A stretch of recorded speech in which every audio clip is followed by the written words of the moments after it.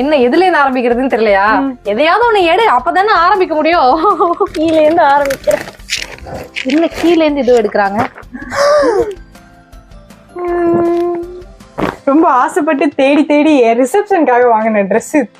ஆனா அன்னைக்கு தவிர வேற என்னைக்கும் நான் போடல. அது உண்மைதான். ஆனா இந்த ட்ரெஸ் வாங்குறதுக்கு நாங்க பட்ட பாடும் பண்ண அலப்பறைகளும் எனக்கு இப்ப கண்ணு முன்னாடி ஒரு 10 செகண்ட்ல. அதாவது இது வாங்கும் போதெல்லாம் என் மைண்ட் எப்படின்னா, இது ரீயூஸ் பண்ற மாதிரி இருக்கு, ரொம்ப ஜிகு ஜிகுன்னு இருக்க கூடாது, நிறைய அக்கேஷன்ல யூஸ் பண்ணணும்லாம் யோசிச்சேன். ஆனா அன்னைக்கு ஒரு நாள் தாண்டி நான் போடல. இது நான் மட்டும் கிடையாது, நிறைய பேர் அவங்களோட ரிசப்ஷன் ட்ரெஸ்ஸை இப்படி ஞாபகார்த்தமா போட்டி உள்ள வச்சிருப்பீங்க.